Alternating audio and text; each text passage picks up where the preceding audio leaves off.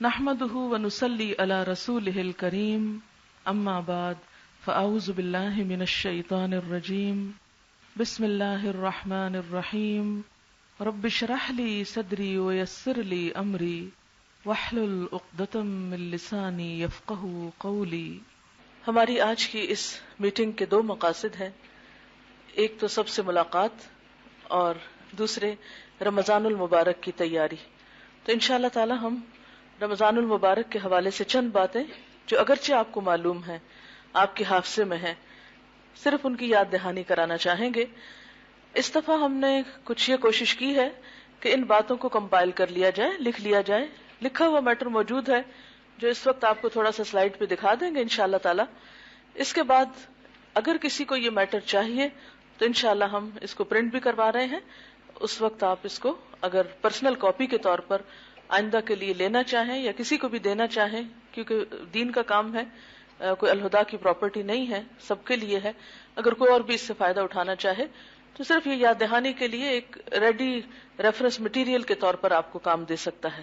تو انشاءاللہ تعالی ہم ابھی شروع کر رہے ہیں، بس قرآن پاک کی تھوڑی سی تلاوت۔ اللہ کے فضل و کرم سے ترجمہ تو آپ سب کو ان آیات کا آتا ہی ہے کہ اے لوگو جو ایمان لائے ہو، تم پر روزے فرض کیے گئے جیسے تم سے پہلے لوگوں پہ فرض کیے گئے تھے، تاکہ تم میں تقوی پیدا ہو۔ تقوی دراصل کیا ہے؟ تقوی دل کے احساس کا نام ہے، شعور کے جاگنے کا نام ہے۔ قرآن کے بغیر کی زندگی، اللہ تعالی کی پہچان کے بغیر کی زندگی غفلت کی زندگی ہوتی ہے۔ قرآن انسان کو جگاتا ہے، شعور دیتا ہے۔ متقی انسان کی سب سے بڑی پہچان یہ ہے کہ وہ ایک باشعور انسان ہوتا ہے، اس کا دل جاگتا ہوتا ہے، وہ مردہ دل نہیں ہوتا۔ تقوی دراصل دلوں کے جگائے جانے کا نام ہے۔ تقوی اپنی پہچان بھی انسان کو دیتا ہے اور اپنے رب کی پہچان بھی دیتا ہے۔ تو رمضان کے روزے دراصل تقوی کے احساس کو پیدا کرنے کے لیے ہیں۔ اور یہ کیسے ہوتا ہے؟ روزے کی حالت میں مسلسل انسان کانشیس ہوتا ہے۔ اس کا کانشیس کیا اس کو بتاتا ہے؟ کچھ نہیں کھانا روزے سے ہو، یہ کام نہیں کرنا روزے سے ہو، جھوٹ نہیں بولنا روزے سے ہو، غیبت نہیں کرنی روزے سے ہو۔ تو یہ جو آپ کی سوچ ہوتی ہے کہ روزے سے ہو، یہ نہیں کرنا، تو اسی طرح بندہ مومن کی تو ساری زندگی روزے سے ہے۔ اسے صرف رمضان میں نہیں، باقی دنوں میں بھی وہ سب کچھ نہیں کرنا جو رمضان میں کھانے پینے کے علاوہ منع ہے۔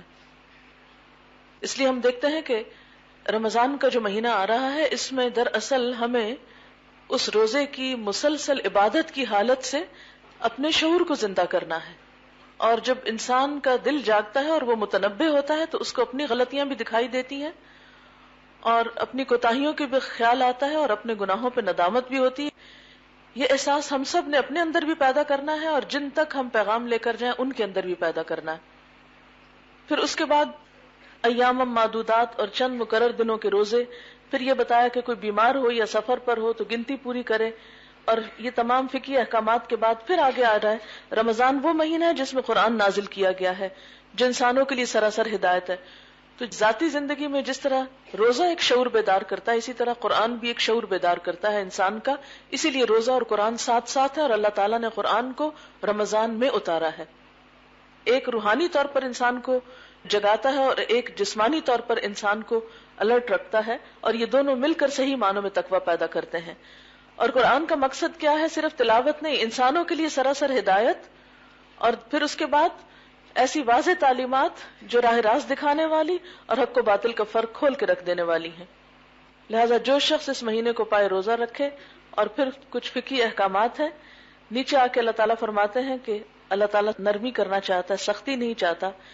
اس لیے یہ طریقہ تمہیں بتایا جا رہا ہے کہ تم روزوں کی تعداد پوری کرو، اور جس ہدایت سے اللہ نے تمہیں سرفراز کیا ہے اس پر اللہ کی کبریائی کا اظہار اور اعتراف کرو اور شکر گزار بنو۔ تقویٰ کے علاوہ دو کام اور جو ہم نے کرنے ہیں، اپنے اندر بھی پیدا اور لوگوں کے اندر بھی، وہ کیا ہے؟ نمبر 1 اللہ کی بڑائی کا احساس، اور نمبر 2 شکر کے جذبات۔ جس کی نگاہ میں اس کا رب بڑا ہو جاتا ہے، اس انسان کے اندر لازمی طور پہ عاجزی آتی ہے، اور جب عاجزی آتی ہے تو شکر آتا ہے. جو شخص متکبر ہے وہ کبھی شکر گزار نہیں ہو سکتا. یہ دونوں ایک دوسرے کے اپوزٹ ہو جاتے ہیں. تو لعلکم تشکرون کی جو کیفیت ہے یہ بہت ضروری ہے. گویا رمضان سے پہلے ہم نے ایک ٹارگٹ مقرر کرنا ہے, پلاننگ کرنی ہے, رمضان میں ایک ٹریننگ سے گزرنا ہے, ان ٹارگٹس کو میٹ کرنا ہے, اور رمضان کے آخر میں ایویلیویشن کرنی ہے. ہماری ٹارگٹ کیا ہے؟ لعلکم تتقون. اور ایویلیویشن کس طرح ہوگی؟ اس تقوی کی پہچان کی, کیا دل میں اللہ کی بڑائی آئی؟ وَلِتُكَبِّرُ اللَّهَ عَلَى مَا هَدَاكُمْ. کیا روزے اور قرآن نے وہ ہدایت دی جو چاہیے تھی؟ اور کیا شکر کے جذبات پیدا ہوئے ان نعمتوں پر جو اللہ تعالیٰ نے ہمیں عطا کی ہیں؟ اور اگر ہمارے اندر واقعی شکر کے جذبات آتے ہیں اور ہم شکر گزار اور اللہ کی بڑائی بیان کرنے والے اور اپنی ذاتی زندگی میں اور اپنی تبلیغ میں اللہ تعالیٰ ہی کے نام کی بڑائی کو ظاہر کرنے والے ہیں, عمل سے بھی اور زبان سے بھی, تو سمجھے کہ آپ نے روزے سے کچھ اچیو کیا, اور وہ پھر آئندہ سال بھر آپ کے انشاءاللہ تعالیٰ کام آئے گا. اگر یہ ساری آیات دیکھیں تو یہ چند الفاظ بڑے اہم ہیں. لعلکم تتقون, وَلِتُكْمِلُوا الْعِدَّةَ وَلِتُكَبِّرُوا اللَّهَ وَلَعَلَّكُمْ تَشْكُرُونَ, اور دعا کی جو آخری آیت ہے اس میں وَلَعَلَّهُمْ يَرْشُدُونَ. یہ سارے ہمارے ایک طرح سے گولز بن جاتے ہیں اور کرنے کے کام ہیں جو ہمیں ان دنوں میں خاص طور پر حاصل کرنے ہیں. نبی صلی اللہ علیہ وسلم کا طریقہ یہ تھا کہ رمضان کے آنے سے پہلے صحابہ کرام کو رمضان کے لیے تیار کرتے تھے. تعلیم دینے کا انداز اور ہے آپ صلی اللہ علیہ وسلم کا, سنت سے ہمیں پتہ چلتا ہے, اور خطبے کا انداز بالکل فرق تھا. خطبے میں ایک طرح سے جوش دلانا ہوتا ہے, جیسے جنگ کوئی آتی تھی تو آپ صلی اللہ علیہ وسلم خطبہ دیا کرتے تھے, لوگوں کو اکٹھا کر کے حرض المؤمنین علی القتال. تو اسی طرح یہ آپ ایسے پڑھیں گے لوگوں کے سامنے کہ روزے کا شوق آئے دل میں, افطار کرانے کا شوق آئے, نیکیوں کا جذبہ بیدار ہو, یعنی خود بھی جاگنا ہے اور دوسروں کو بھی جگانا ہے. اور پڑھانے سے پہلے اگر 3 دفعہ کم از کم لاؤڈلی خود پڑھے تو اس سے کیا ہوگا کہ انشاءاللہ جب آپ ڈیلیور کریں گے تو زیادہ افیکٹو وے میں ڈیلیور کریں گے. دیکھیے کہ دین کا علم صرف نالج پہنچانے کا نام نہیں ہے, اس میں تربیہ بھی ہے, اس میں دلوں کو گرمانا بھی ہے, اس میں نیکی کا شوق بھی دلانا ہے, اور اس میں بھی ہمیں سنت کو فالو کرنا ہوگا. کیونکہ اگر ہم آدھی سنت فالو کرتے ہیں, صرف علم دے رہے ہیں اور وہ جذبہ نہیں دے رہے, تو بات نہیں بنے گی. تو اس لیے کوشش کریں کہ پورا کا پورا فالو کریں تاکہ زیادہ سے زیادہ بہتر ریزلٹس آئیں. اتنا پڑھ کے پھر آپ خلاصہ کر دیں کہ اس سے ہمیں پتہ چلتا ہے کہ یہ مہینہ بہت عظمت والا مہینہ ہے, بہت برکت والا مہینہ ہے. اس کی برکت کی وجہ کیا ہے کہ اس میں اللہ تعالیٰ نے ایک ایسی رات رکھی ہے جو 1000 مہینوں سے زیادہ افضل ہے. اس کے روزے فرض ہیں, راتوں کا قیام نفل ہے. یہ صبر کا مہینہ ہے. صبر کس کس چیز سے, تھوڑا سا صبر پہ آپ بات کر سکتے ہیں, اور صبر کا بدلہ جنت ہے. واللہ مع الصابرین واللہ یحب الصابرین, اس طرح کی باتیں. پھر ہمدردی اور غمخواری کا مہینہ, اس میں پھر تھوڑے سے طریقے بتا دیں کہ اپنے گھر والوں کے ساتھ ہمدردی کس طرح کرنی ہے, اپنے رشتہ داروں کے ساتھ ہمدردی کس طرح کرنی ہے, اپنے گلی محلے والوں کے ساتھ, اپنے اپنے علاقے کے لوگوں کے ساتھ. تو اس طرح آپ دیکھیں گے کہ ہمدردی اور غمخواری کا بھی اگر تھوڑا سا طریقہ آپ بتا دیں اور تھوڑے سے میدان بتا دیں تو ان کے لیے راستہ آسان ہو جائے گا. پھر اسی طرح خاص طور پر اس میں مومن کی روزی میں اضافہ کیا جاتا ہے, یعنی برکت ہوتی ہے. اور پھر افطار کا ثواب بتائیں. اور افطار کے لیے ضروری نہیں کہ افطار پارٹیاں ارینج کی جائیں, یہ بڑی بڑی دیگیں پکوائی جائیں. ہر شخص افطار کرانے کا شوق رکھے. دیکھیں آپ صلی اللہ علیہ وسلم نے نیکی کرنا کتنا آسان کر دیا. پانی کا گھونٹ پلا دو, نہیں بڑے کام کرو, پانی کا گھونٹ پلا دو. اب اس میں آپ کیا کر سکتے ہیں کہ گھر میں بچوں کو تربیت دے سکتے ہیں کہ ہر بچہ مثلا ایک دن سب کو افطار میں سرو کرے, دوسرے دن دوسرا کرے, تیسرے دن تیسرا کرے. اس میں کیا ہوگا کہ اس کو سب کا ثواب ملے گا, یعنی وہ سب کو پیش کر رہا ہے کھجور یا پانی یا وٹ ایور. تو گھر سے یہ نیکی شروع کریں. پھر اسی طرح محلے میں یا اور علاقوں میں اور کچھ نہیں تو آپ سارے پڑوس والوں کو کھجوریں لے کر سب کے گھر میں ایک ایک پلیٹ یا جو پیکٹ وہ بھجوا دیں. پھر اپنے اپنے علاقے کا آپ کو پتا ہو کہ کتنے غریب فیملیاں ہیں یہاں پر, کیونکہ اگر ہر شخص اپنے علاقے کی فکر کرنے لگے تو آپ دیکھیں گے ہر جگہ پہ پھر غربت جو ہے اس کو کور کیا جا سکتا ہے. اور پھر ایسے علاقے کے جہاں کوئی قریب میں دینے والا نہیں تو ان علاقوں کا پتا ہو کہ اس رمضان میں یہاں یہاں یہاں اور کچھ نہیں, ایک کھجور ایک کھجور کا پیکٹ یا آپ کوئی کھانے کی چیز یا کسی دن پکوا کے اگر اللہ نے آپ کو وسعت دی ہے, کیونکہ کھانا کھلانا جنت میں لے جانے والے کاموں میں سے ہے. یعنی کوئی بھی نیکی کا طریقہ جو ہے خود بھی کریں اور جس کو آپ درس دیں اس کو بھی طریقے اور ٹپس بتائیں، تو انشاءاللہ تعالی اس سے آپ کو فائدہ ہوگا. اور پھر اس کے بعد یہ ہے کہ خاص طور پر حقوق العباد، اور حقوق العباد میں جیسے آپ صلی اللہ علیہ وسلم دنیا سے جاتے ہوئے عورتوں اور غلاموں کے بارے میں بات کر رہے تھے، اور آج کے دور میں اگر غلام نہیں تو نوکر لوگ جو ہیں ان کے لیے سہولت پیدا کرنا جو ہے یہ بڑی نیکی ہے. یہ نہ ہو کہ ہم اپنی صرف زبان کی ٹیسٹ کی خاطر ان کو اتنا کچن میں الجھا دیں کہ وہ نمازیں بھی نہ پڑھیں. خود تو ہم تراویحیں پڑھ رہے ہیں اور نفلیں تہجد پڑھ رہے ہیں اور پتہ نہیں کیا کچھ کر رہے ہیں، اور ان بیچاروں کو ہم اتنے کے بھی قابل نہ چھوڑیں. تو اس لیے گھر کا اگر آپ کٹ ڈاؤن کریں گے کھانے پکانے کا، یا خود ساتھ لگیں گے یا کسی بھی طریقے سے ان کا کام کم کریں گے، تو انشاءاللہ تعالی اس پر بھی اجر ملے گا، اور یہ ہم میں سے ہر ایک اس کی طرف توجہ دے گا. بعض اوقات ہم کہتے ہیں جی ہم تو درس دینے جا رہے ہیں تو بڑی نیکی کا کام کر رہے ہیں اور تم لوگ یہاں بیٹھ کے ہمارے لیے 10 کھانے پکاؤ. یہ طریقہ نہ ہو. یعنی کہ ہم اپنی غذا بھی سادہ رکھیں، ان کا کام بھی کم کریں. پھر اسی طرح جیسے اگر کوئی بڑا کام، بعض لوگ گھروں کی صفائی شروع کرا دیتے ہیں رمضان میں، یا اس طرح کے اور کام کرتے ہیں. بعض اوقات سحری میں کیا کرتے ہیں، وہ سرو کرتے رہتے ہیں جی آخری منٹ میں ہمیں گرم پراٹھا چاہیے، وہ تو بےچارے پکاتے رہتے ہیں اور ان کی سحری رہ جاتی ہے. یہ چھوٹی چھوٹی ٹپس اور چھوٹی چھوٹی باتوں کی توجہ آپ اپنے اپنے ایریا میں سب کو دلائیں گے. اور نہ صرف یہ کہ گھروں کے سرونٹس بلکہ دکانوں پہ جو ہیں ان کو بھی جلدی چھٹی دے دیں. یہ جو ہمارے ہاں تھوڑا رواج ہے نا ارلی چھٹی کا، یہ اسی وجہ سے گورنمنٹ سرونٹس کو بھی یا جو بھی دوسرے ہیں، اگر آپ کو کوئی بزنس ہے یا کوئی بھی کام آپ کرتے ہیں تو ان لوگوں کے ساتھ بھی سب کو توجہ دلائیں. اس کے بعد ذاتی لائے عمل آتا ہے. تو ذاتی لائے عمل میں ہم نے کچھ مقاصد طے کیے. مقصد کیا ہے ذاتی لائے عمل کا؟ اپنی ذات کے لیے ہم نے کیا کرنا ہے؟ تقوی کا حصول، اللہ کی رضا پانے کی کوشش، شکر ادا کرنا، ہدایت حاصل کرنا، رمضان کی برکتوں رحمتوں سے بھرپور فائدہ اٹھانا، اور زیادہ سے زیادہ اجر کمانے کے لیے متوازن طریقے سے زندگی گزارنا. یہ نہ ہو کہ 4 دن تو آپ اتنی عبادت کریں کہ 5ویں دن بیمار پڑ کے پھر آپ کوئی کام نہ کر سکے. تو کوشش کیا کرنی ہے کہ ساری چیزوں کی طرف دھیان رہے. اور ان مقاصد میں پھر یہ کہ زیادہ سے زیادہ اور احسن طریقے سے عبادت اور نیک عمل کیے جائیں. یعنی زیادہ بھی عبادت انکریز ہو لیکن احسن، خاص طور پر انڈر لائن کرنا ہوگا آپ کو کہ عبادت میں خوبصورتی پیدا کرنے کی کوشش. ایسے کاموں میں کم سے کم وقت لگایا جائے جن کو کرنے کا نہ اجر ہے نہ گناہ ہے، مباح کام. آگے انشاءاللہ اس کی بھی تھوڑی سی لسٹ آئے گی، لیکن یہ کہ ان کی طرف توجہ ذرا کم کر دیں. پھر تیسری بات ہے کہ ایسے کاموں سے خاص طور پر بچنے کی کوشش کی جائے جن سے اللہ تعالیٰ ناراض ہوتے ہیں. پھر رمضان میں روزے اس طرح رکھے جائیں کہ اس کے ذریعے آئندہ کی تربیت ہو. اور آئندہ کی تربیت میں ہم نے اپنے ٹارگٹس کیا رکھنے ہیں؟ پھر اللہ کی رضا، اطاعت کی عادت، نظم و ضبط، خاص طور پر کیونکہ روزہ ڈسپلن سکھاتا ہے. پھر حرام چیزوں سے بچنے کی قوت حاصل کرنی ہے. پھر نیکی کے کاموں میں ایک دوسرے سے تعاون.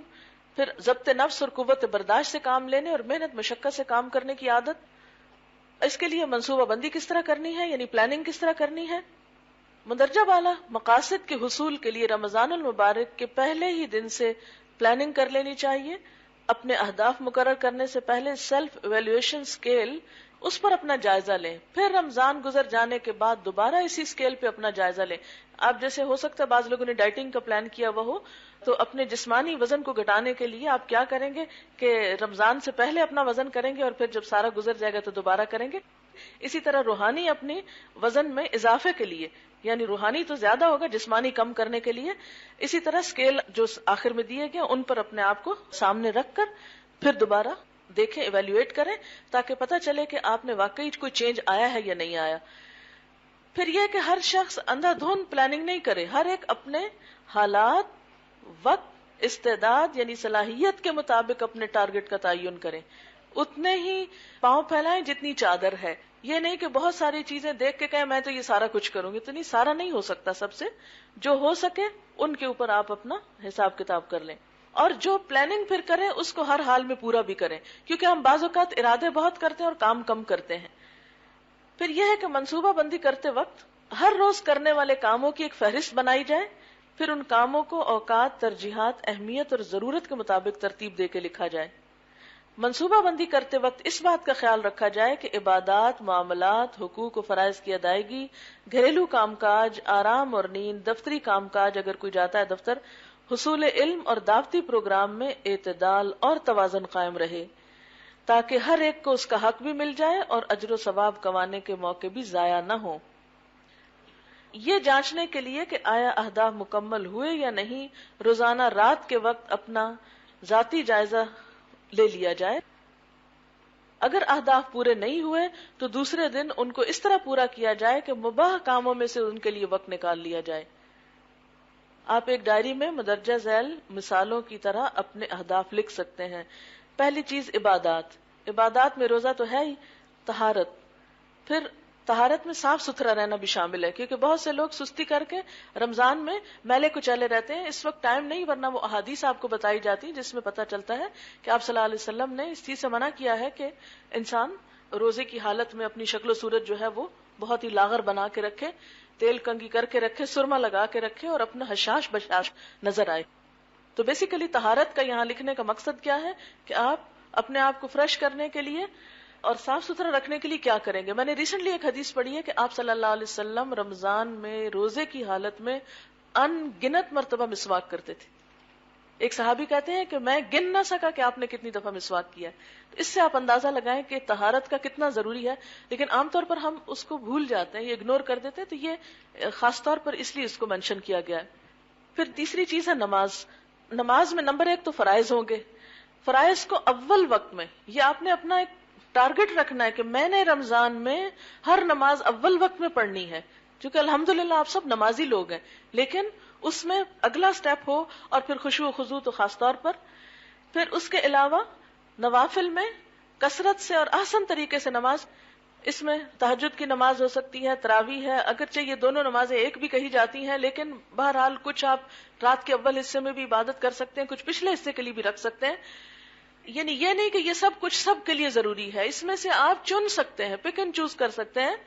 ہم نے صرف یاد دہانی کے لیے لکھا ہے. اشراق، اگر کسی کو اشراق کا موقع نہیں ملا تو لیٹر آن چاشت، کیونکہ اس میں بھی آتا ہے نا کہ جو دن کے اول حصے میں 2 رکعت پڑھتا ہے اس کے دن بھر کے کاموں کے لیے اللہ تعالیٰ اس کو کافی ہوتے ہیں. اوابین اور دیگر نفل نمازیں جو بھی آپ ہر نماز کے ساتھ پڑھ سکیں. پھر تراویح، خاص طور پر اس کا اہتمام، اور کیونکہ قیام کی حالت میں قرآن پاک سننے کا زیادہ سے زیادہ اجر ہوتا ہے، اور اس کے لیے کوشش کریں کہ آپ کسی بھی جگہ جہاں تراویح ہو رہی ہو وہاں شریک ہو جائیں کہ پورا قرآن سننے کا موقع ملے. اگر نہیں تو جیسے کہ آپ جانتے ہیں حضرت عائشہ کے غلام زکوان جو تھے وہ خود بھی مصحف ہاتھ میں لے کر قرآن پاک پڑھا کرتے تھے نفل نماز میں. تو تراویح چونکہ ایک نفل نماز ہے اس لیے اس میں دیکھ کر بھی قرآن پاک پڑھا جا سکتا ہے.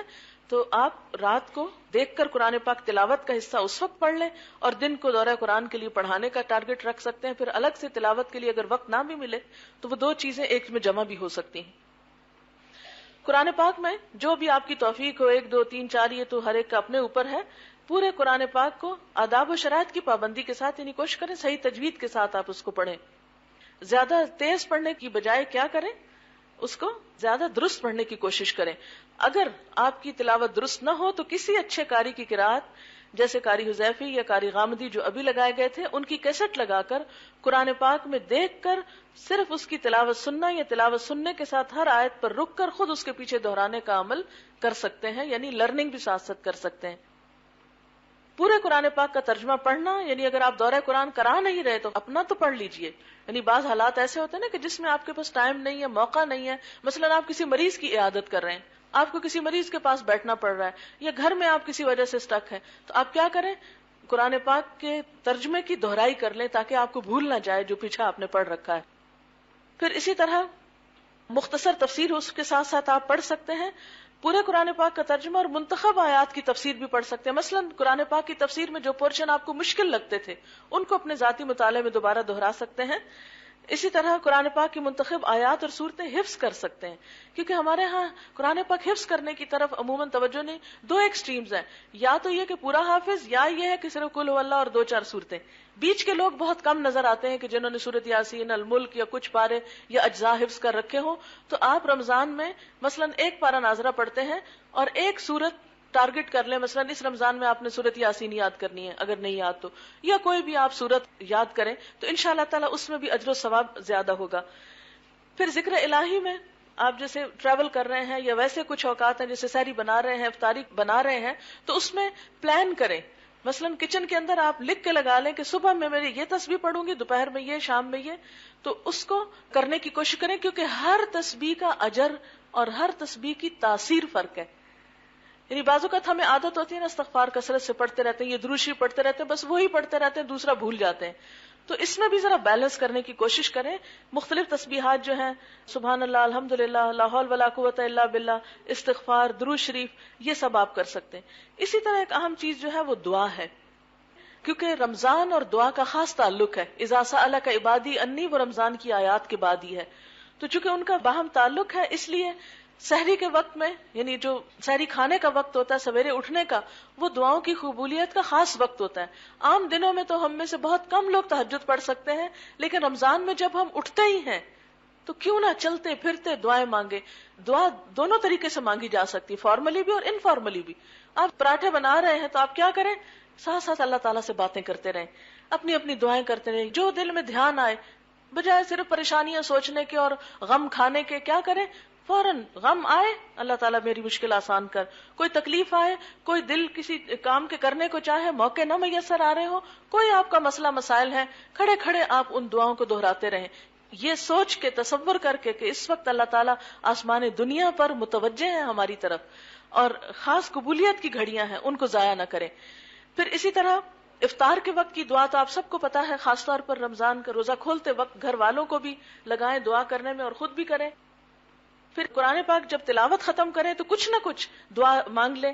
پھر اسی طرح تراویح کے بعد آپ دعا مانگیں، یعنی چاہے ایک دعا مانگیں یا دو مانگیں، لیکن اس میں بھی آپ تھوڑا بیلنس کر لیں.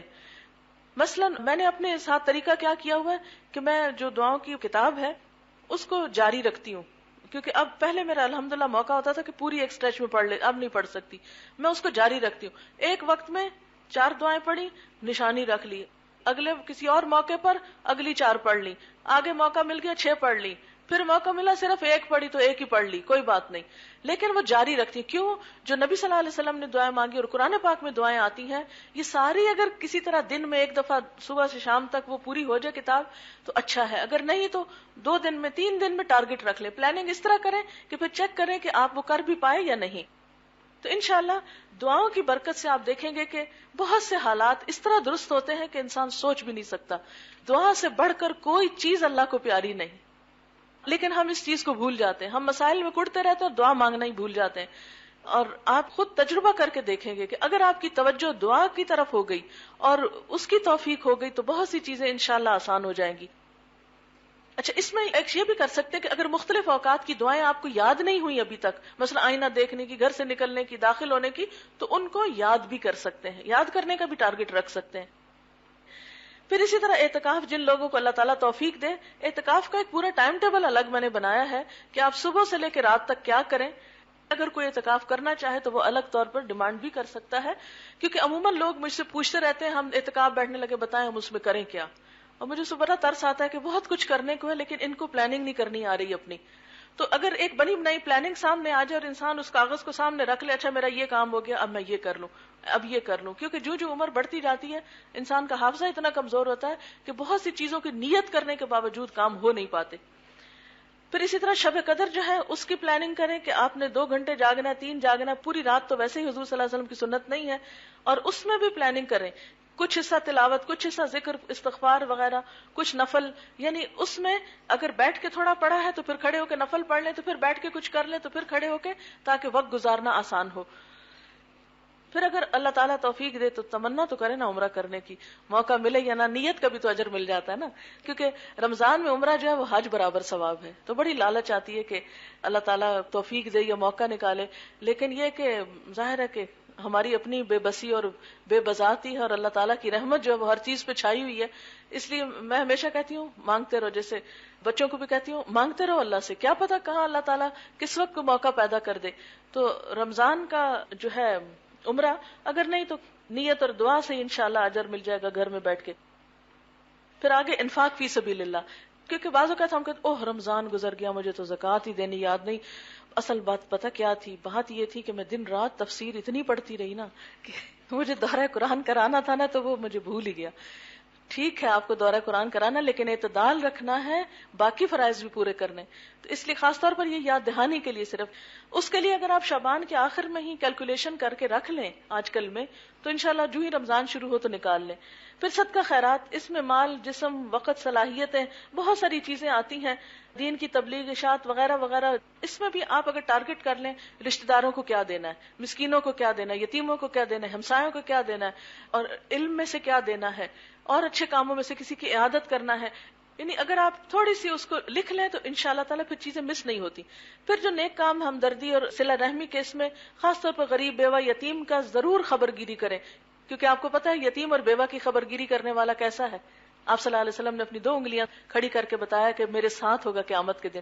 اس سے بڑھ کر ہمیں اور کیا چاہیے کہ آپ کے قریب ہم کسی طرح پہنچ جائیں.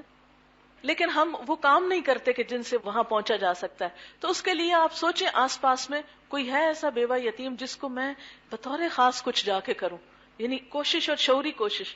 پھر مہمان نوازی، اس میں صرف رشتہ داروں اور دوستوں کے لیے نہیں، غریبوں، بیواؤں، یتیموں، پڑوسیوں کے لیے بھی کبھی کبھار افطاری کا اہتمام، ضروری نہیں دعوت یا بہت بڑا لیوشلی کچھ ہو، یعنی کوئی بھی طریقہ ہو سکتا ہے. پھر شکر اور صبر، خاص طور پر یعنی روزے کی حالت میں انسان ایک خاص روحانی کیفیت میں ہوتا ہے تو الحمدللہ کہنے کی. اور پھر خصوصاً روزے کے وقت جو تکلیف تھوڑی بہت بھوک کی ہوتی ہے، بچے بعض اوقات منہ بنا رہے ہوتے ہیں گھر میں کہ وہ روزہ لگ رہا ہے، یا ہم تھوڑے سے نڈھال نظر آنے لگتے ہیں، تو کوشش کریں کہ وہ اپنے اندر شکر کی ایسی کیفیت لائیں کہ، کیونکہ ہوتا پتہ کیا، ایک ایسا ہو نا تو وہ سب کو بیمار کر دیتا ہے، ایک تھکنے لگے تو سب تھکنے لگ جاتے ہیں.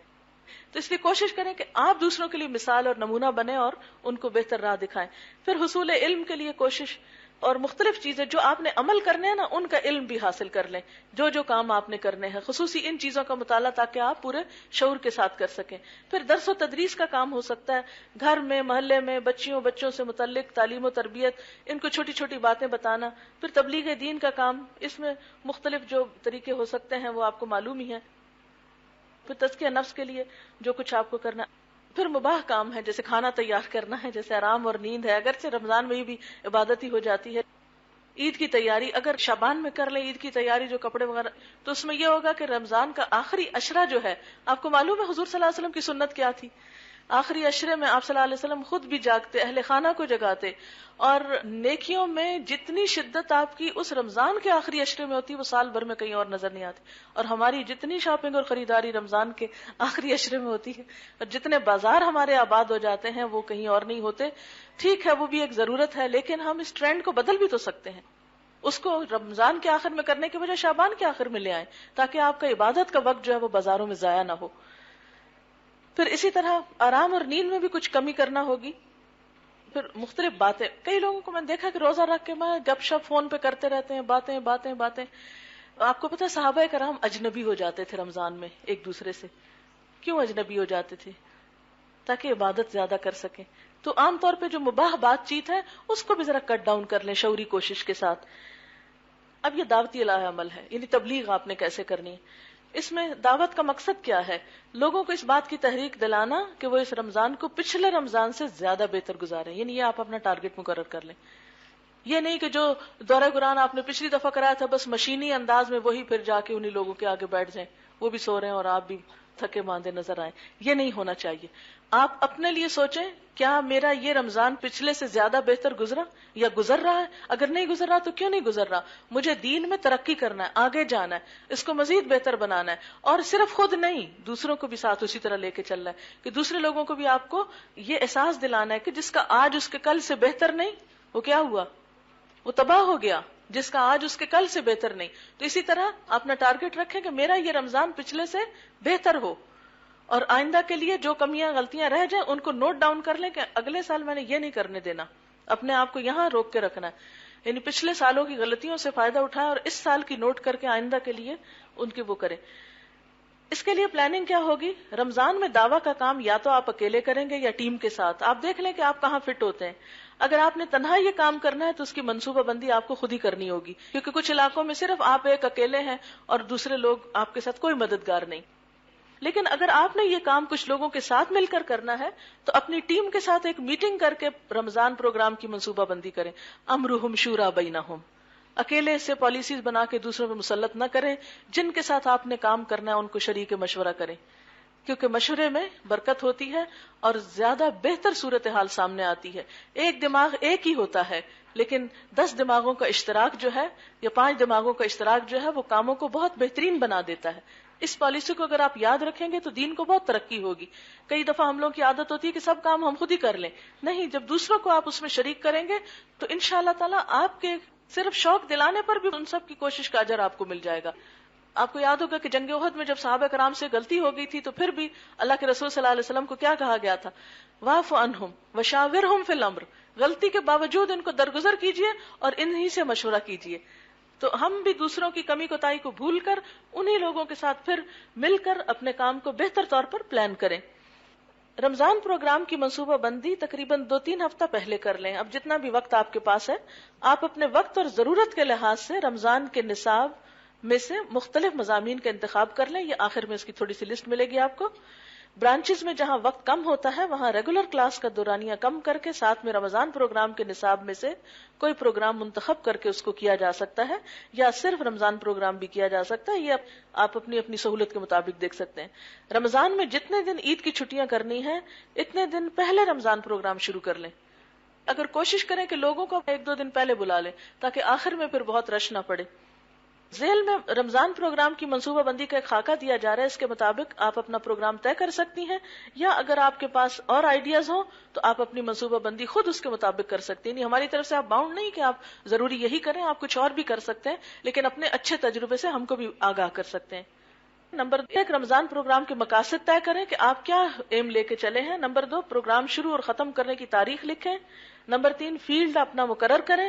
برانچ میں کام کرنا ہے، گھر میں کرنا ہے، اسکول میں کرنا ہے، کالج کرنا ہے، ہاسپٹل کرنا ہے، کسی جیل میں جانا ہے لوگوں کو بتانے، کچی بستی وغیرہ، یا کوئی بھی سیکٹر جس میں آپ کو دین کا کام کرنا ہے وہ اپنے لیے نشان لگا لیں کہ مجھے یہاں کام کرنا ہے. یہ صرف ذہن کو یکسو کرنے کے لیے اور فوکس کرنے کے لیے کہا گیا، ورنہ پلاننگ تو کچھ نہ کچھ آپ کی ہوگی ہی. پھر نصاب کی منصوبہ بندی کہ آپ کیا مضمون پڑھائیں گے، اس کا وقت کتنا ہوگا، اس میں مواد کیا ہوگا، امدادی اشیاء کیا ہوگی. مثلا آپ نے اگر تفسیر کے ساتھ کچھ اور ریلیونٹ چیزیں بتانی ہیں تو وہ پہلے سے تیار کی ہوئی ہوں. طریقہ کار کیا ہوگا، ٹیچر کون ہوگا، یعنی جیسے ایک جگہ پر اگر زیادہ ہے تو ہینڈ آؤٹس تیار ہوئے یعنی، اور اس میں کیا لکھنا ہے. پھر انتظامات میں بیٹھنے کی جگہ کیا ہوگی، بچوں والی خواتین کے بیٹھنے کی جگہ کیا ہوگی، جوتے رکھنے کی جگہ کیا ہوگی، وغیرہ وغیرہ. اس آس پاس کے سارے ماحول کے متعلق بھی، کیونکہ کوئی بھی تربیت کا پروگرام اس وقت تک بہتر نہیں ہوتا جب تک کہ ماحول کو بھی صحیح طور پر وہ نہ کیا جائے. پھر تشہیر کا طریقہ کار لکھا ہوا ہے. پلاننگ کے بعد اس کی تشہیر کریں کہ اس کو ایڈورٹائز کریں. بعض اوقات آپ کے ساتھ والے لوگوں کو نہیں پتا ہوتا کہ یہاں کچھ ہو رہا ہے. مثلا اگر آپ ہاسپٹل میں ہیں تو اگر ڈاکٹرز میں کرنا ہے یا نرسز میں کرنا ہے یا اس سے چھوٹے عملے میں کرنا ہے تو میک شور کریں کہ ان سب ریلیونٹ لوگوں تک بات پہنچ گئی ہے، چاہے وہ آئیں یا نہ آئیں، لیکن آپ کا فرض ادا ہو جائے. اور تشہیر میں بھی آپ حکمت عملی سے کام لیں. ضروری نہیں بڑے بڑے پوسٹر چھاپ کے آپ ہر ایک کو دیں. آپ 1-to-1 بیس پر بھی، زبانی بھی، چھوٹی سی سلپ کے ذریعے کوئی بھی جو مناسب جہاں سوٹیبل طریقہ ہو اس کے مطابق آپ لوگوں کو انفارم کر سکتے ہیں. پھر اس کے بعد تیاری اور انتظامات ہیں. اگر ایک شخص پورے پروگرام کا انچارج ہو، وہ مختلف لوگوں کی مختلف کاموں کی ڈیوٹی کا پہلے سے تعین کرے. لوگوں کی متوقع تعداد کے لحاظ سے بیٹھنے کی جگہ کا انتظام کیا جائے. یہ نہ کہ لوگ آ جائیں اور وہ کارپیٹ ادھر سے کھینچ کے لا رہے ہیں، ادھر بچھا رہے ہیں، کرسی لا رہے ہیں. تو یہ تھوڑا سا ایک اندازہ کر کے اس کے مطابق پہلے سے ہی، اگر رینٹ پہ لینی ہے یا کسی کے گھر سے ادھاری لانی ہے یا کچھ بھی کرنی ہے، مطلب چادریں یا کارپیٹ یا کچھ، تو وہ بھی پہلے سے ہی سوچ رکھیں. کیونکہ عین وقت پہ کرنے سے عبادت میں خلل آتا ہے، لوگ بھی پریشان ہوتے ہیں اور کچھ لوگ تو مایوس ہو کے گھر ہی چلے جاتے ہیں.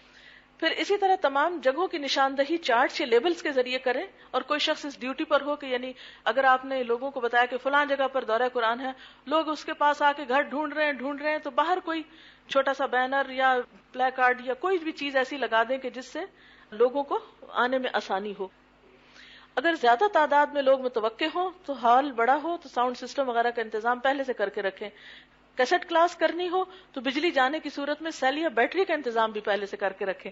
یہ نہ ہو کہ اوہ بجلی چلی گئی، چلے پھر آج چھٹی کر لیتے ہیں، کل 2 سپارے کریں گے. کیونکہ ایک دن میں 2 کرنے سے یہی ہے کہ جیسے ایک وقت کا کھانا نہ کھائیں اور دوسرے وقت میں 2 کھانے کھائیں، تو پھر آپ دیکھیں کہ اس کا نتیجہ کیا ہوتا ہے. تو اسی طرح دین کے پڑھانے میں بھی ایک وقت میں ایک ہی کھانا کھلائیں لوگوں کو.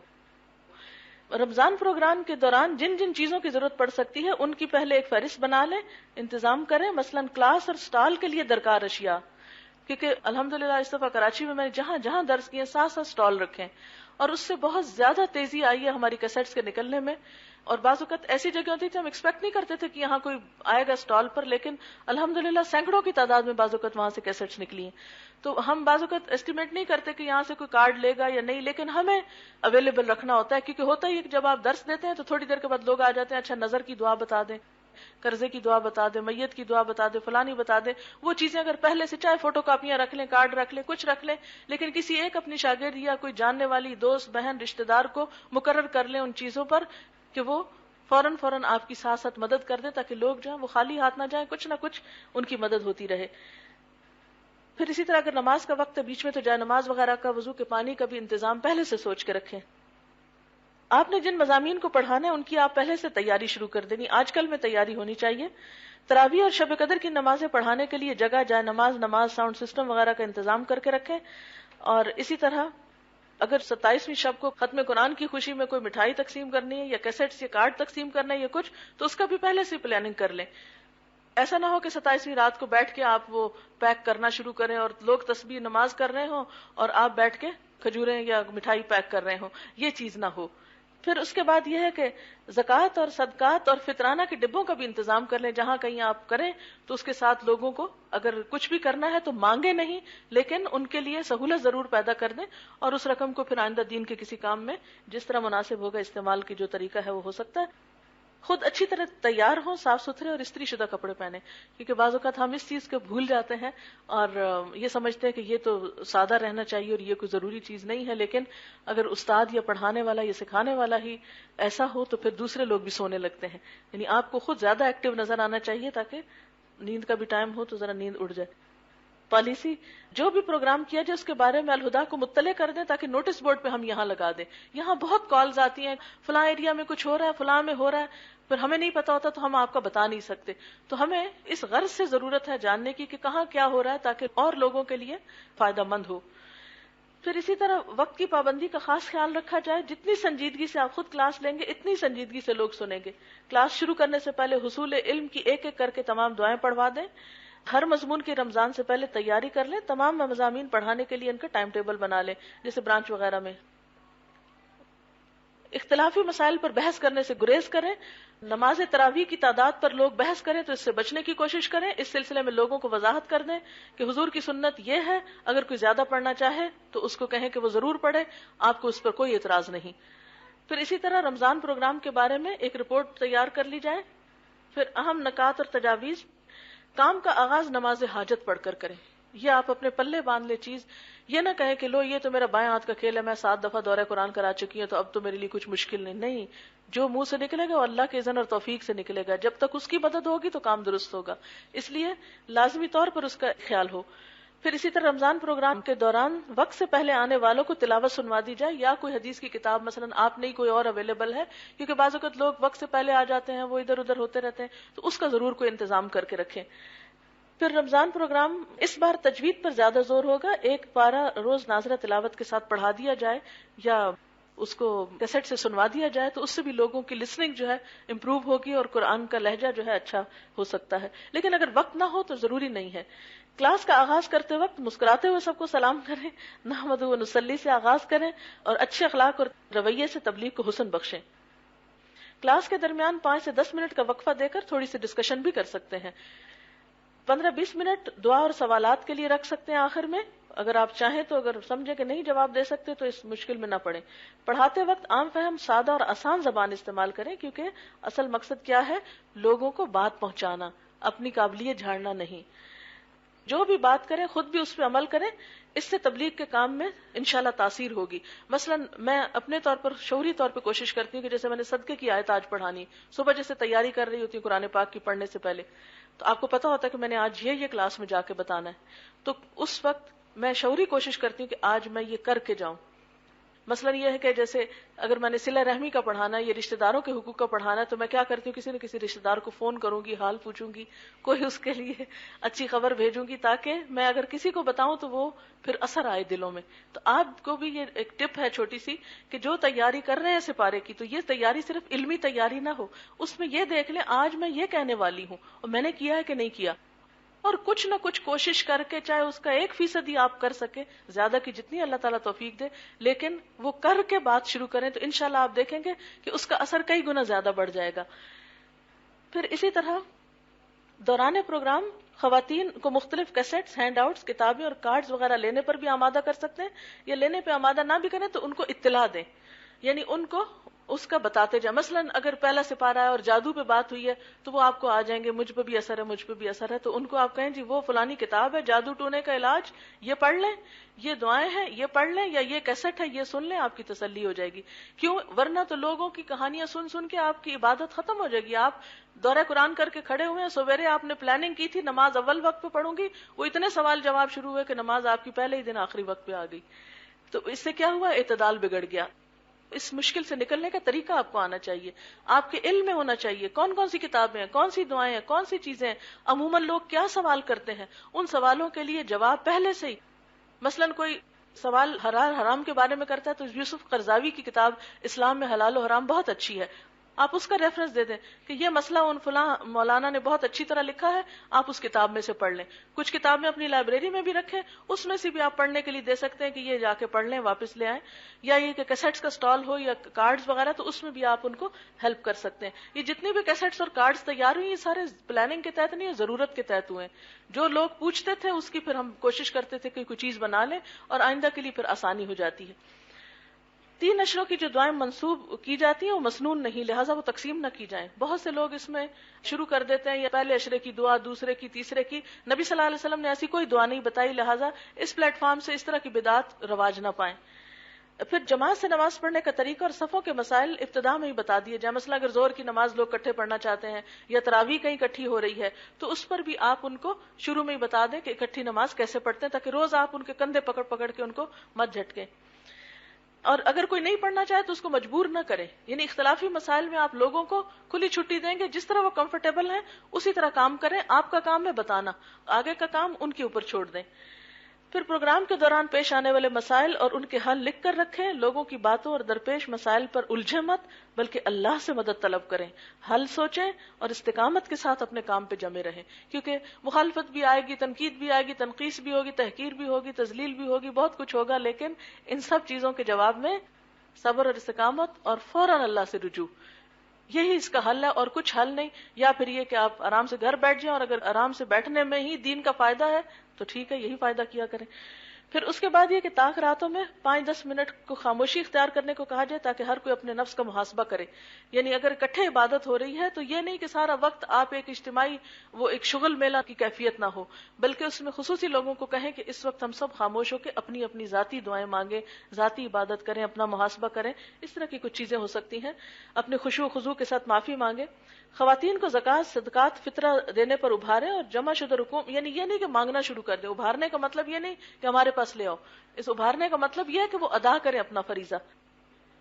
پھر اسی طرح صلاۃ التسبیح کا لوگ بہت زیادہ کرتے ہیں. شروع میں تو اس لیے عام طور پر زیادہ ہوتی تھی کہ لوگوں کو اس کا شوق بہت ہوتا تھا، تو پھر قرآن کی طرف آہستہ آہستہ ہم سب جانتے ہیں کہ اس کے بہانے ہمیں قرآن کا شوق ایک پیدا ہوا. اب یہ ہے کہ صلاۃ التسبیح کی جتنی بھی روایات ہیں ان کو ملائیں تو الحمدللہ وہ حسن کے درجے پر پہنچتی ہیں. یہ نہیں ہے کہ کوئی بالکل ضعیف یا موضوع چیز ہے. اور اسی طرح نفل نماز بھی جماعت سے ہو سکتی ہے. جہاں اطمینان ہو کسی کو پڑھا لے، جس کو نہیں اطمینان آپ میں سے بھی نہ وہ پڑھے نہ وہ پڑھائے. اس معاملے میں بھی کوئی فرض نہیں ہے کہ آپ کو پابند کیا جائے اس کا.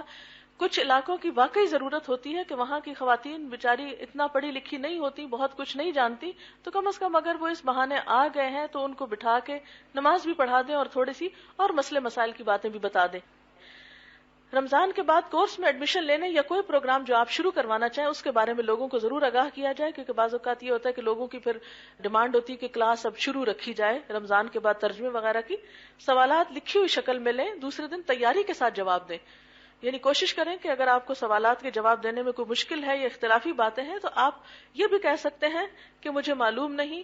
پھر کسی اور سے بھی پوچھ سکتے ہیں، کسی کتاب سے بھی پڑھ سکتے ہیں، کتاب دے سکتے ہیں. لیکن جو بات پتہ نہ ہو تو خدا کے لیے اس کے بارے میں نہ کہیں اپنے پاس سے کہ ہائے میری بےزتی ہو جائے گی، کہ وہ کہیں گے 1 سال کا کورس کر رکھا ہے تو یہ بات نہیں آتی. تو کوئی بات نہیں، دنیا کی بےزتی زیادہ آسان ہے بنسبت اس کے کہ غلط بات بتا کے کسی کو آخرت کے وہ مشکل ہو.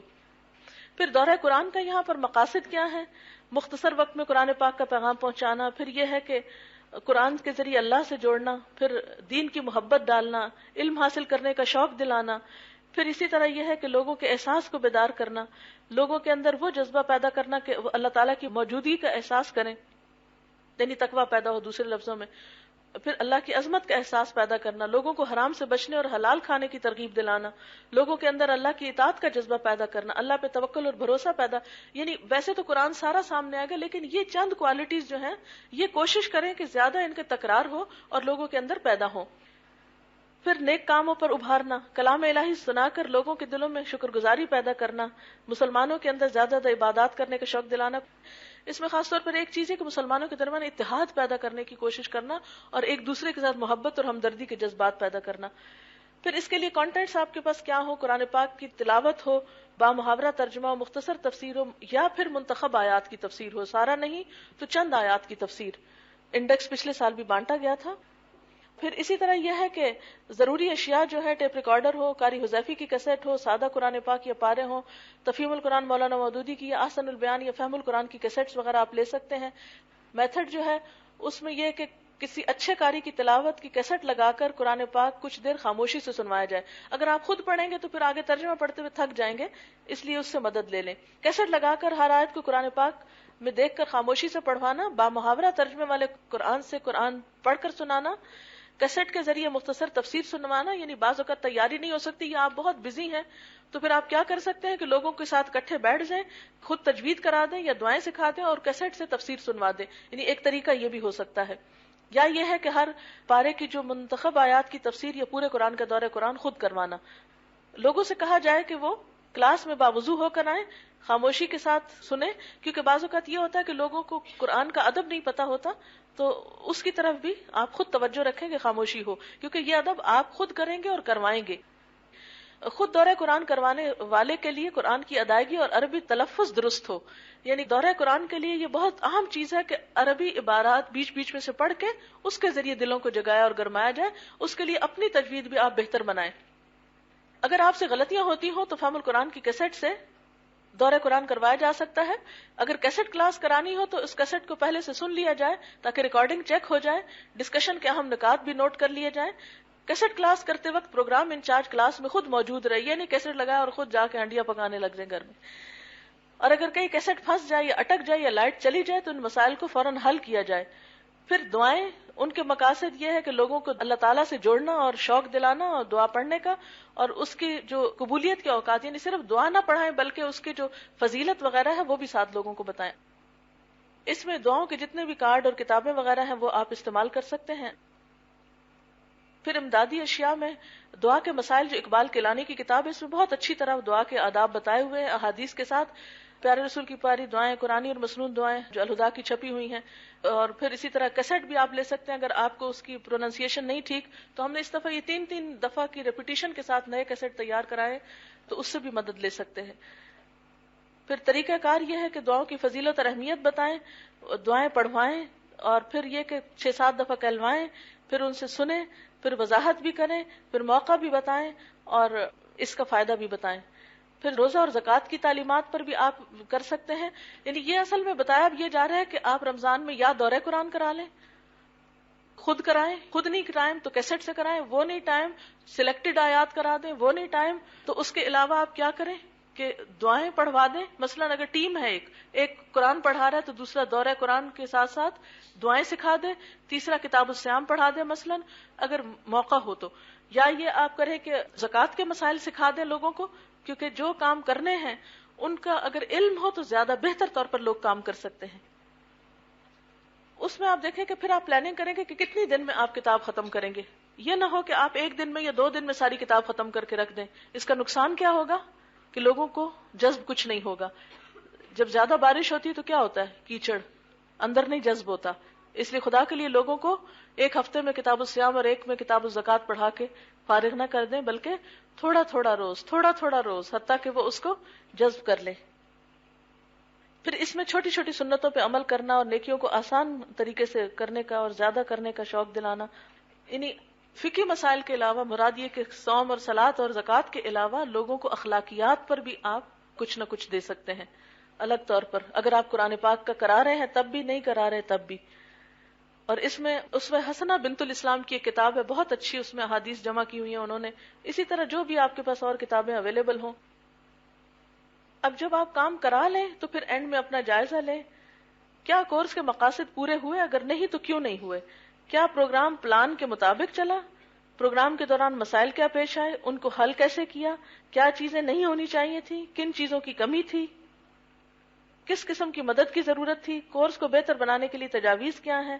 پروگرام کے اچھے نکات کیا رہے؟ مفید تجربات کیا رہے؟ پروگرام کے بارے میں لوگوں کے تاثرات کیا تھے؟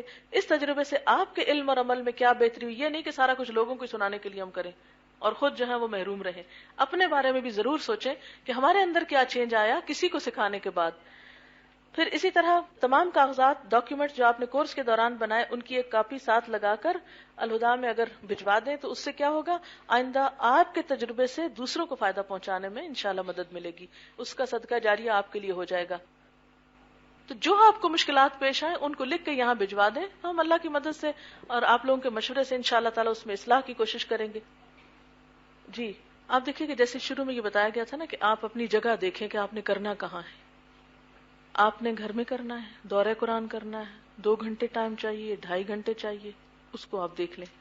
اگر آپ کے پاس 2 سے 2.5 گھنٹے کا ٹائم ہے تو آپ 1 سپارے کا ترجمہ، تفسیر اور ساتھ دعائیں یا تجوید یا آداب زندگی میں سے یا اخلاقیات میں سے کوئی اور چیز آپ پڑھ کر ایک ایک چیز سنا سکتے ہیں، یا کتاب الصیام میں سے یا کتاب الزکوٰۃ میں سے، یعنی قرآن کے علاوہ بھی عملی زندگی سے متعلق. اگر آپ کے پاس 1 گھنٹے کا ٹائم ہے، 2 گھنٹے کا نہیں ہے، تو آپ کیا کریں، قرآن پاک کی ہر سپارے کی وہ آیتیں جو آپ کو بہت اچھی لگتی ہیں. اتنی دفعہ پڑھنے پڑھانے کے بعد ایک ہوتا ہے نا کچھ آیتوں کے ساتھ اپنی ایک روحانی تعلق ہو جائے، ان کی تفسیر بھی بڑی اچھی نکلتی ہے. تو آپ کیا کریں، اس 1 گھنٹے میں ان آیتوں کو سلیکٹ کر لیں. ساتھ اس کے آپ کیا کریں، کسی اور کو، اپنی کسی دوست کو جو بھی اویلیبل ہو اس کو ملا کے کوئی اور چیز انہی ٹارگٹس میں سے، جیسے زکوٰۃ، رمضان، صلاۃ میں سے ایون، کیونکہ لوگوں کو نماز بھی نہیں آتی، یا نماز سکھائیں ان کو. کیونکہ بلیو می، جتنی دفعہ بھی ہمارے پاس اسٹوڈنٹس آئے ہیں، پڑھے لکھے BA کی ہوئی بچیاں بھی آئی ہیں، لیکن نماز کا تلفظ درست نہیں ہے. آپ خود سوچے، پہلا حساب نماز کا ہوگا قیامت کے دن. آپ لوگوں کو قرآن تو پورا سنا رہے ہیں، اگر ساتھ ایک نماز کا تلفظ سکھا دیں تو یہ مہربانی ہوگی ان کے ساتھ. یعنی اس کا صحیح سورۃ فاتحہ اور دعائیں اور جو بھی نماز کے اندر تسبیحات ہیں، لوگوں کو التحیات جو ہے وہ بھی صحیح نہیں آتا پڑھنا، دعائے قنوت نہیں آتی بعض اوقات لوگوں کو، آیت الکرسی کی صحیح پروننسیشن نہیں ہے. تو اگر اللہ تعالیٰ نے آپ کو یہ توفیق دی ہے تو آپ کیا کریں، 1 گھنٹے میں مختصر تفسیر کچھ آیتوں کی کرا دیں، آدھا گھنٹہ ساتھ تجوید ملا لیں، یا آدھا گھنٹہ تفسیر کا رکھ لیں، آدھا تجوید کا رکھ لیں. پھر اسی طرح آپ یہ بھی کر سکتے ہیں کہ اگر آپ جا رہے ہیں کسی اسکول میں تو اس کے لیے آپ کیا کریں کہ رمضان سے متعلق مثلا روزے کی جو فضیلت ہے، روزہ رکھنے کا ثواب، نہ رکھنے کا گناہ، پھر روزے کی حالت میں کیا کریں کیا نہ کریں، اس پہ پھر صبر، شکر، پھر جھوٹ سے بچنا، غیبت سے بچنا، لڑائی جھگڑے سے بچنا، کیونکہ یہ ساری رمضان کی احادیث میں جو چیزیں آتی ہیں ان ایک ایک حدیث کو لے لیں اور ایک حدیث کی تفسیر 15 منٹ پہ کر لیں. اس ایک حدیث سے ریلیونٹ حدیثیں اور آیتیں قرآن پاک یا مختلف احادیث کی کتابوں سے لکھ لیں.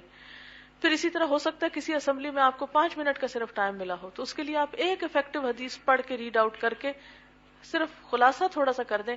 ہم اس حدیث کی روشنی میں یا اس آیت کی روشنی میں ہمیں پتہ چلتا ہے کہ ہمیں یہ اور یہ اور یہ کرنا ہے، اور انشاءاللہ ہم کریں گے. صرف شوق دلاتے رہیں، یعنی اپنے ٹارگٹس رکھ کے، ٹائم کو رکھ کے، اوقات رکھ کے. پھر اسی طرح اگر تراویحیں آپ کے گھر ہو رہی ہیں یا مسجد قریب ہے یا کہیں خواتین جمع ہیں تو ان بٹوین تراویحوں کے کچھ نہ کچھ احادیث جو ہیں وہ آپ سناتے رہیں. تو تھوڑا تھوڑا قطرہ قطرہ کر کے، کیونکہ رات کے کچھ حصے میں تعلیم دینا ایسا ہے گویا ساری رات قیام کرنا. عام دنوں میں تو یہ موقع نہیں ملتا، اگر رمضان میں یہ موقع مل جائے کہ تراویح کے بیچ میں تھوڑی سی تعلیم، تھوڑا سا رات کے حصے میں پڑھانا، ساری رات قیام کا ثواب ملے گا آپ کو انشاءاللہ، اور لوگوں کے اندر ایک اویئرنیس پیدا ہوگی.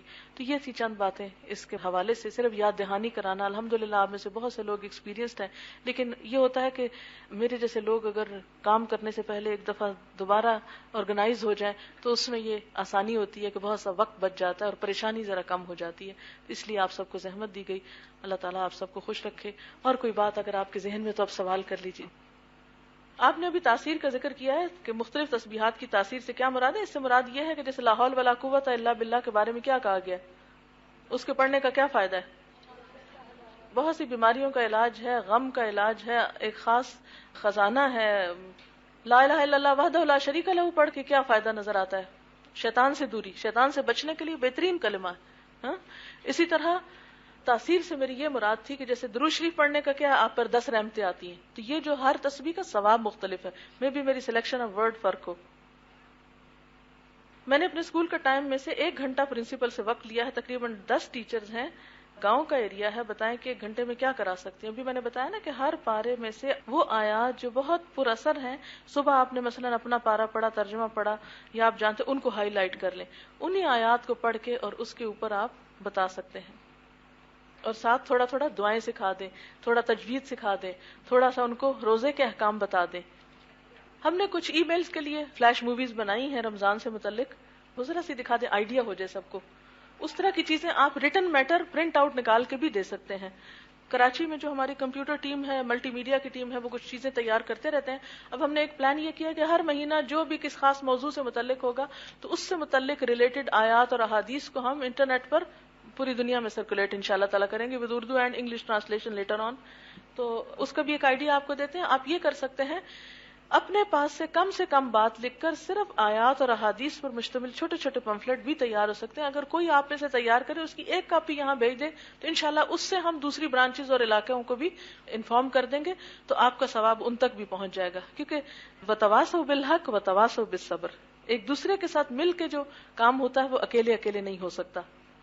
یہ آپ دیکھ رہے ہیں سلائیڈز، یہ آپ دیکھیں کہ یہ ہم انشاءاللہ انٹرنیٹ پہ سرکولیٹ کریں گے. لیکن اس طرح کا آپ لکھ کے احادیث ترجمہ، ان احادیث کو ڈائریکٹ اور ترجمے کے ساتھ تو آپ سرکولیٹ کریں گے تو انشاءاللہ تعالی لوگوں کو یہ پتا چلے گا سحری کھانی ہے، اس میں بڑا فائدہ ہے، افطار کرانے کا یہ فائدہ ہے.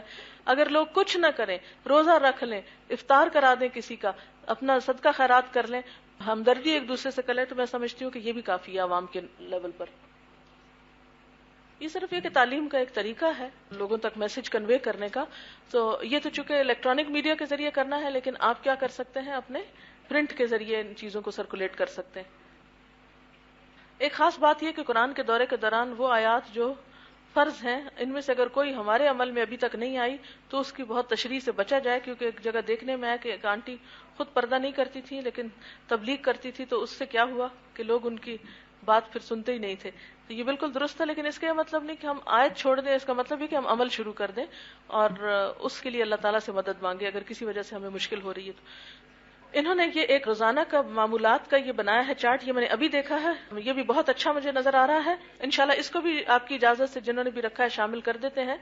انہوں نے لکھا ہے اٹھنے کی دعا اور مختلف دعاؤں کا، پھر نماز کا، پھر ذکر کا، پھر مسواک کا استعمال اور مختلف اپنے اسٹوڈنٹس کے لیے معمولات دن کے انہوں نے چارٹ کی شکل میں بنائے ہیں، تو اس سے بھی فائدہ اٹھا سکتے ہیں. اسی طرح اخلاقیات کے بارے میں بھی لسٹ ہے، کرنے کے کام، پھر اسی طرح تراویح اور دیگر چیزیں، اس طرح کا بھی چارٹ انہوں نے بنایا ہوا ہے. تو انشاءاللہ تعالیٰ اس کو بھی دیکھ لیتے ہیں اور اس کو بھی اویلیبل کر دیں گے. اچھا، میرا پروگرام پوچھ رہی ہیں کہ آپ وہ بتا دیں سب کو. ایسا ہے کہ میں شاید UAE میں اس دفعہ انشاءاللہ تعالیٰ کراؤں گی، اور اس میں یہ ہے کہ بہت سے انڈین مسلمز ہیں بے شمار، بہت تعداد میں، جو پاکستان نہیں آ سکتے. اور جب میں کبھی جاتی ہوں تو بہت ہی بالکل رونے والے ہوتے ہیں کہ کوئی طریقہ کریں کہ ہمیں بھی آپ کچھ نہ کچھ سکھائیں. تو اس کے لیے پھر کچھ لوگ کافی عرصے سے مجھے کہہ رہے تھے، پچھلے سال کبھی انہوں نے کہا تھا، لیکن پچھلے سال چونکہ یہاں الہدا میں زیادہ ضرورت تھی تو میں اسلام آباد میں اپنا وقت گزارا. لیکن اس سال اب یہ ہے کہ تقریباً فائنلائز ہو چکا ہے، ایک آدھ فارمیلٹی رہتی ہے. تو انشاءاللہ تعالیٰ اگر ہو گیا تو میں 31 اکتوبر کو فلائی کر جاؤں گی انشاءاللہ، اور 1 نومبر کو وہاں پروگرام ہے. کوئی آپ کے رشتہ دار یا جاننے والے ہوں تو ان کو بھی بتا سکتے ہیں. رینیسانس ہوٹل ہے دبئی میں، وہاں بکنگ ہے انشاءاللہ تعالیٰ.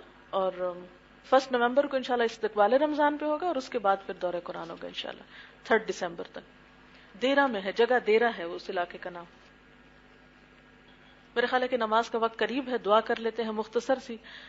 سبحان اللہ والحمد للہ ولا الہ الا اللہ واللہ اکبر ولا حول ولا قوة الا باللہ العلی العظیم. اللہم صلی وسلم علی نبینا محمد. یا اللہ پاک، جو کچھ ہم نے پڑھا ہے، بولا ہے، اپنی رحمت سے قبول فرما. اگر کوئی بات آپ کو پسند نہیں آئی تو ہم سب کو اس سے پھیر دے، اور ہمیں اس چیز کی طرف لے جا جو تیری رضا اور تیری مرضی اور تیری پسند کی چیز ہو. یا رب العالمین تو ہماری بخشش فرما دے اور اس رمضان کو ہمارے پچھلے تمام رمضانوں سے بہترین بنا دے اور ہمیں خوب خوب نیکیاں کرنے کی توفیق عطا فرما دے. یا رب العالمین تو ہمیں اپنے رستے کی رہنمائی عطا فرما، ہمیں اپنی رحمتوں سے ڈھانپ لے، ہماری اولادوں کو بھی ہدایت عطا فرما. یا اللہ امت مسلمہ میں اتحاد اور اتفاق پیدا کر دے اور زیادہ سے زیادہ لوگوں کو رمضان کی برکتوں سے مالا مال ہونے کی توفیق دے. یا اللہ ان کوششوں میں ہمارا حصہ بھی ڈال دے. یا اللہ تو ہم سب کے گناہوں کو معاف کر دے، ہماری کوتاہیوں سے درگزر کر دے، ہمارے دلوں کو باہم جوڑے رکھ. یا اللہ ہمیں اپنے رستے پہ چلتا رکھ، استقامت نصیب فرما حتیٰ کہ ہم تجھ سے جا ملے. ربنا تقبل منا انک انت السمیع العلیم وتب علینا انک انت التواب الرحیم. وصلی اللہ تعالی علی خیر خلقہ محمد وعلی آلہ واصحابہ واہل بیتہ اجمعین برحمتک یا ارحم الراحمین. الہی آمین. بس آپ سب سے یہ گزارش ہے کہ اگر کوئی بات آپ مجھے کہنا چاہتے ہیں اور جو کہہ نہ سکے ہو تو لکھ کے چھوڑ سکتے ہیں، کیونکہ ظاہر ہے سب کی بات سننا تھوڑی دیر میں ممکن نہیں ہوگا. باقی آپ سے اجازت چاہتی ہیں. دل تو بالکل نہیں چاہتا، دل چاہتا ہے گھنٹوں آپ کے ساتھ گزاروں، کیونکہ بہت دن بعد کئی شکلیں نظر آ رہی ہیں اور دیکھ کے بہت خوشی بھی ہو رہی ہے. لیکن اللہ تعالیٰ ہم سب کو اپنے نام اور اپنے دین پہ اکٹھا رکھے. سبحانک اللہم و بحمدک نشہد ان لا الہ الا انت نستغفرک و نتوب الیک. والسلام علیکم و رحمۃ اللہ وبرکاتہ.